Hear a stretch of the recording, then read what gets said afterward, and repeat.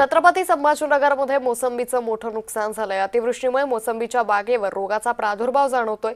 संतप्त शेतकऱ्यानं बागच नष्ट केली आहे। छत्रपती संभाजीनगर तालुक्यातील पिंपरी राजा इथल्या मोसंबी बागेवर रोग पडल्यानं ही संपूर्ण बाग कापून टाकली आहे। सरकारनं शेतकऱ्यांचं संकट पाहून तात्काळ कर्जमाफी करून मदत जाहीर करावी अशी मागणी शेतकरी करतायत।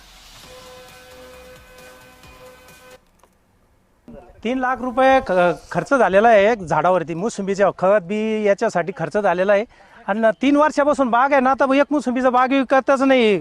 म्हणजे सततच्या पावसामुळे सगळं नुकसान होत आहे, सगळं माल खाली पडलेला जातो आणि मग हे नुसतं झाडं सांभाळून करता का? बँकेच्या नोटिसा चालू आहे भावाला, तर ते मॅनेजर लोक धमक्या देतात का बाबा बगीचावाला असून तू भरल्या जात नाही कर्ज, तर मग भावाने निर्णय घेतला का झाडं ठेवायचीच नाही। मग आता शासनानं का याला काहीतरी नुकसान भरपाई नाही दिल्यामुळेच आता हे सगळं निर्णय घेतलेला आहे का शेतकरी 1 रुपया देत, शेतकऱ्याला रुपया देत नाही शासन, त्याच्यामुळे झाडाचा निर्णय घेतलेला आहे की झाड ठेवायचंच नाही।